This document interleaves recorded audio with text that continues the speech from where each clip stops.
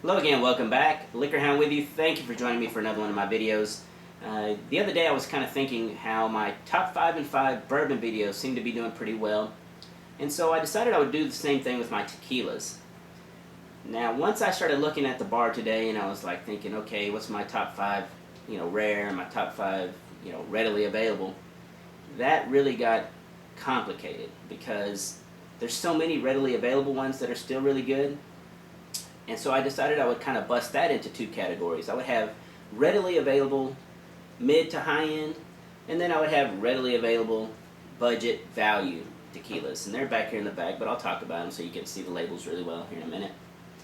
And so really I have 15 bottles here, and of course I had to throw in the big three. We're talking Cabo Wabo, Don Julio, and Patron.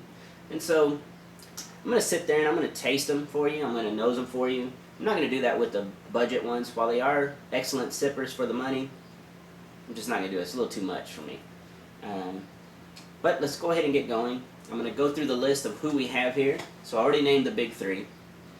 As for your budget and value, tequilas, the ones that I really, really enjoy if I'm going to be mixing a margarita or maybe just pouring amongst friends and we don't feel like cracking into the good stuff, Camarina is excellent.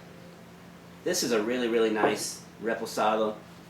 I also have the Blanco, and I think I almost enjoy the Blanco more than the Reposado. Again, it's personal preference, but that's the first budget tequila I would highly recommend. Next is going to be Zapopan. This is a Reposado right here. You can tell how light in color, and boy, look at that hit on that bottle. That one gets used pretty regularly. Again, really, really nice, high-end flavors and smoothness, but very, very inexpensive. Next, a couple of standbys. Of course, Herradura. This is the Reposado. Fantastic from day one. Still is very, very nice. Next, El Jimador. This is the Blanco. Of course, with those two, both Herradura and El Jimador, you can go Blanco, Reposado, whatever you want to do. They're all really nice in quality. And finally, this is a kind of a new one in my market, El Caballo Estrella. Again, this is the Añejo. The Reposado is also fantastic. I know it's a really, really big seller in the Hispanic community around me. So, again, really inexpensive, well worth your money. So now let's go ahead and go to the very, very rare bottles. Right up front, the really tall, beautiful bottle is Porfirio Barrique. Only 2,000 of them made, and that was back, I believe, in the 90s. And so, super, super hard to find. If you see one of those out, geez, take out a loan, do what you got to do to get that bottle.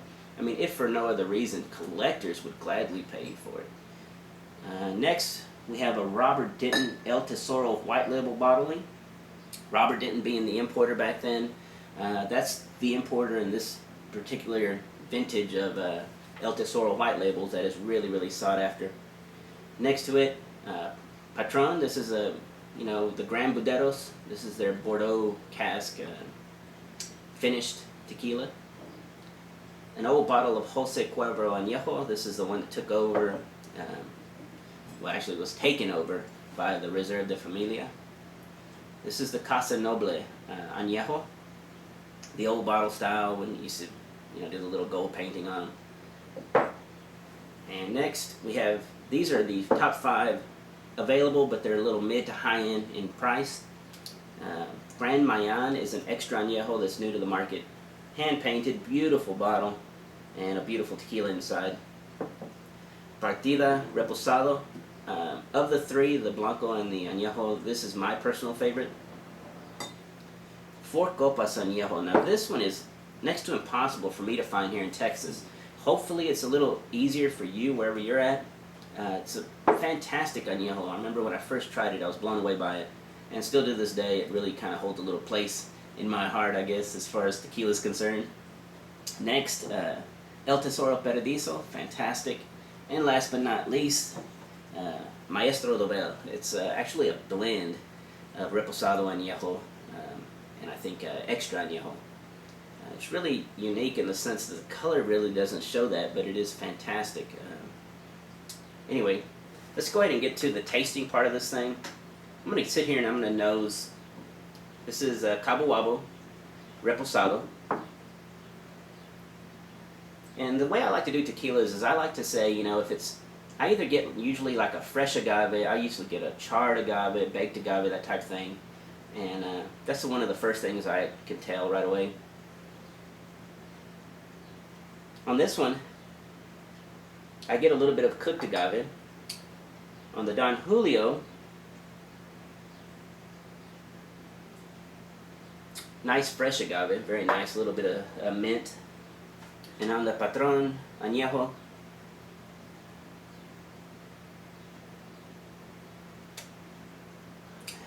that's a baked agave to me, but that is, you can get the alcohol in the Patron a little more. Starting with the Maestro Dobel, I'm going to go ahead and nose them off first for you. Sweet, very light fresh agave. Next, El Tesoro Paradiso.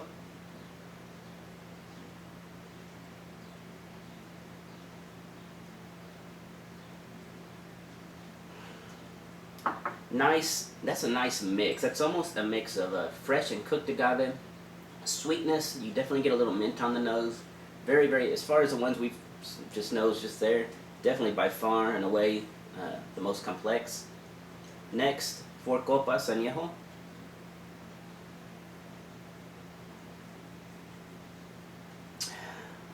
Fresh agave, real clean. So that's the one I get on that one, very clean. Partida Reposado. I like the nose on that one. That one's minty. I always enjoy mint in tequilas. It's minty, fresh agave, with a hint of sweetness. Beautiful, beautiful. Now look at the color on this one. Grand Mayan, Extra Añejo. Really, really nice and dark. Wow, the nose on that is... It's definitely a cooked agave, like a baked agave, but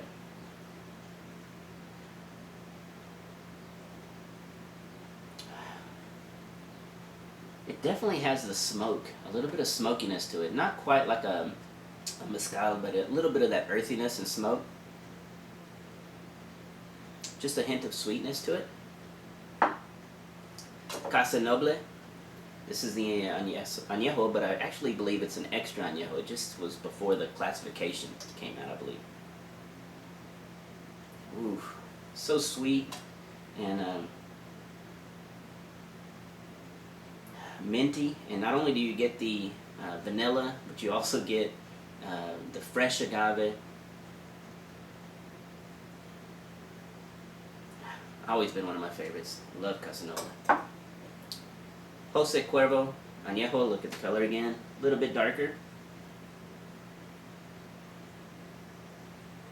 A lot of vanilla and the oak in this one. I would say it's, man, on that one, fresh agave. I do get a little bit of alcohol in that one as well, not very bad, but just a little. This one is the Patron Gran Buderos. The color on that little guy.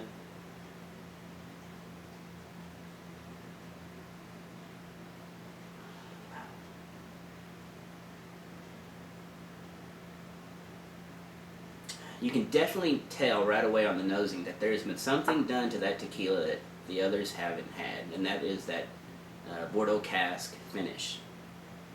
While you do get the cooked agave,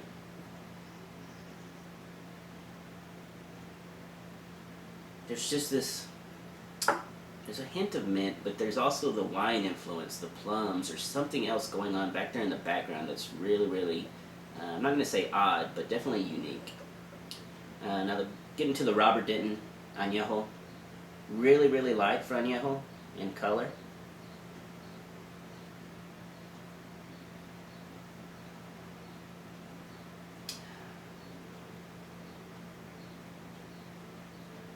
That one almost gets like a citrus along with the fresh agave, but it also has a little bit of the smoke in there, so a little element of the cooked agave.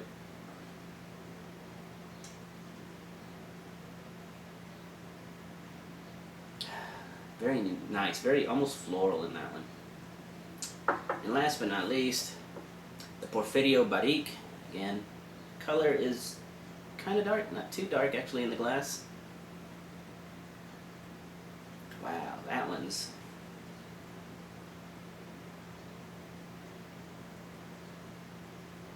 What does that remind me of? That one almost reminds me... Call me crazy, but kind of like a... it actually reminds me of the Distiller's Masterpiece 18-year-old cognac finish. I can't remember offhand if that one is a finished one. I don't think it was. But it has sweet vanilla, a little bit of oak that you would get in a bourbon, and it also has in the background, very similar to the Gran Buderos, which is a floral, almost a fruity note back in the background. And just really, really light, fresh agave. It's nothing, the agave is not actually at the front on that one. I would say it's hidden right back there in the background. Let's go ahead and get to the tasting. How should we do this? Of course, I'm not going to be able to drink all these right now. Save that for after the video. But let's go ahead and try the big three. So first, Cabo Wabo, just a little sip.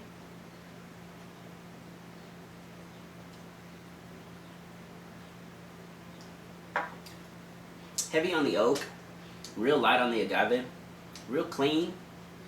I guess if you're just going to be drinking, heavy drinking, that'd probably be one way to go. The oak is a little too heavy for me. Don Julio, Añejo.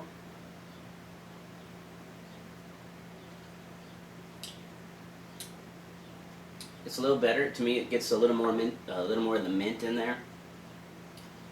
Again, really clean. Pretty simple. Patron Añejo.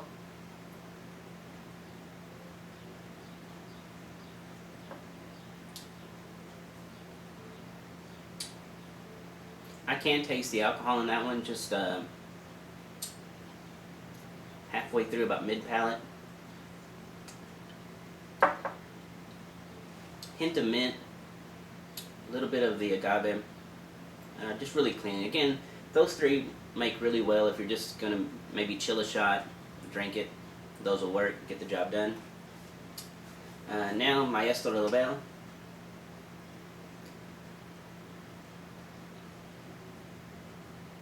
Much more interesting. Night and day difference between that one and the big three. This one has a hint of sweetness. It also has caramel, just a hint of oak, a little bit of alcohol in there as well.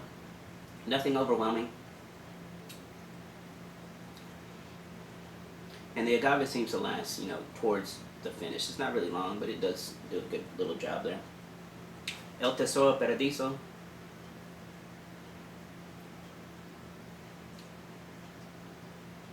Wow. Almost cedar, mint, lightly sweet, fresh agave.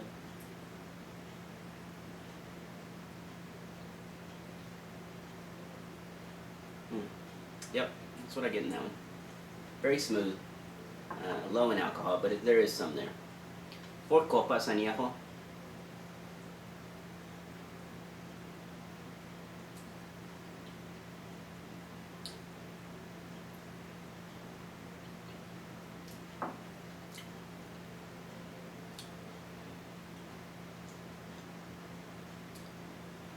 Clean, fresh agave, lightly mint, light mint, and that one has a little bit of alcohol. That one almost reminds me, it's like the one step up above the big three. It's not quite Paradiso, but it's a little more flavorful than the usuals. Next, Partida Reposado.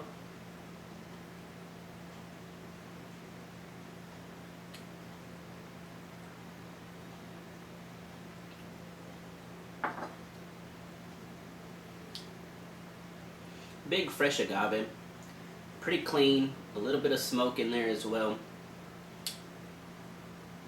What was that other one? There was something else in there.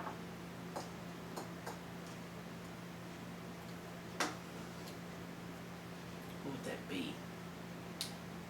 Kind of like a floral note, slightly, but maybe just a hint soapy. Just, it's not in a bad way. Again, I mean that sounds horrible, but you know how the scent of floral scented dish soap, that type of floral is what I get in that one.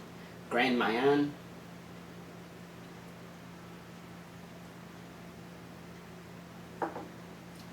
Big caramel, big mint, fresh agave. The oak is in there, but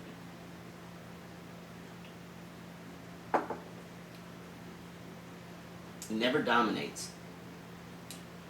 That one's big and fresh. The alcohol is definitely there. It seems stronger than 80 proof.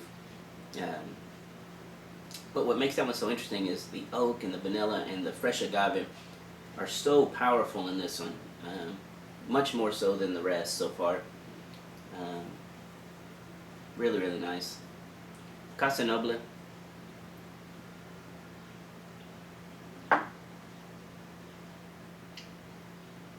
Whereas this one's big and bold, this is like subtle and refined.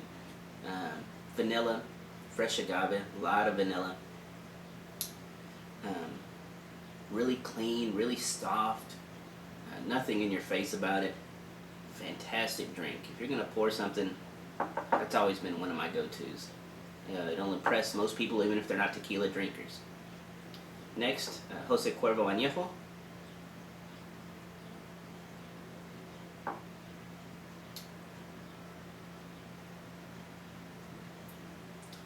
It's a lot like the Family Reserve that's available now. The one difference I would say is that it has a little more vanilla. It's a little softer, a little more refined than the current available stuff.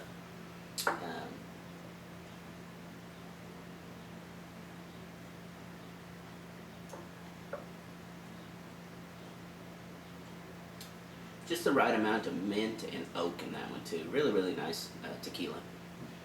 One other thing about the Casa Noble, while this one's not around anymore, I've tasted the new stuff, and I think my favorite of the new stuff and the closest to this one, I believe, is the 2-year-old. So research the 2-year-old of the new stuff, and that's the one that's readily available. It's still really, really nice. Let's see. Here we are.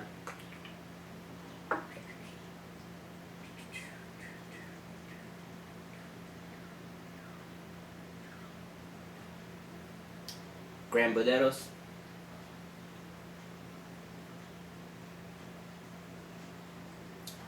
Wow.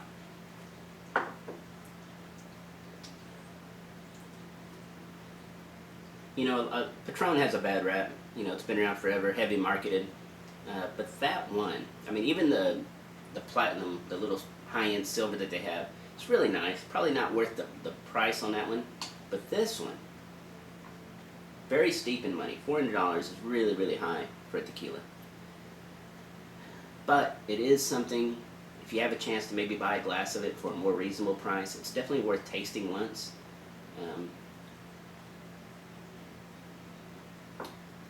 It gives you everything you would not like in a really nice, subtle tequila. Fresh agave. Really light, clean mint. But on top of that, it gives you just a hint of the cask finish.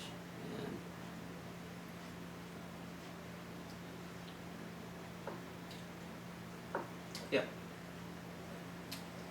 It's hard for me to say it's worth it, but it's a unique experience there.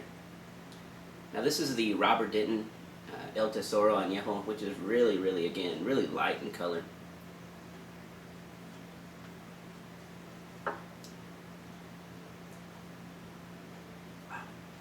Super smooth. The alcohol's still there. There's plenty of oak, a hint of vanilla, but then there's also a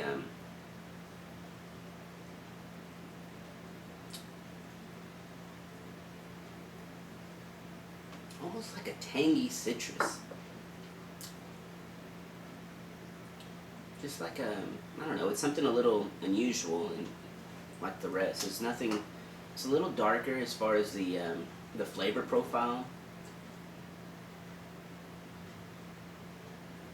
but it's fairly sweet as far as tequilas go. And a lot of the cooked agave in there, you can actually taste, the piña sitting there getting mashed and cooked in the ovens and all that. You can get that in that one. That's one of those tequilas that I would say, if anybody was to ask me, what does tequila taste like? They've never tasted it before. That's what I would want to pour them. Okay, now for the big dog.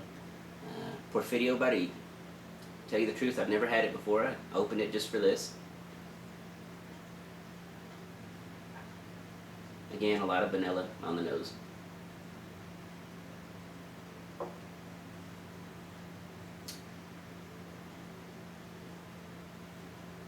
Cedar.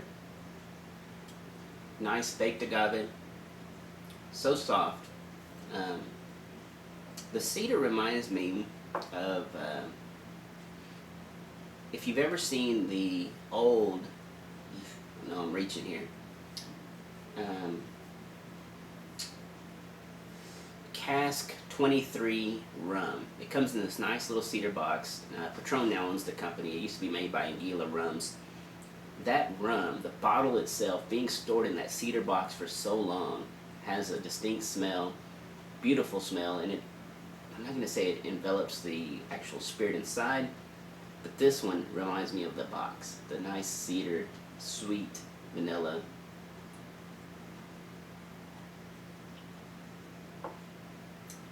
Cooked agave. Not so much fresh, more of the cooked, baked agave flavor. So again, hope this helps you in making a decision out there. Again, let's go over real quick. Herradura Reposado, fantastic. El Jimador Blanco, excellent. These are very inexpensive. Zapopan, fantastic again. Some of these you can get for $20 for the 1.75s. El Caballo Estrella and Camarina, Reposado or Blanco. I prefer Blanco, it's fantastic. So thank you again for joining me for another one of my YouTube videos. It's always been a pleasure. Thank you for all the great comments. And until next time, cheers.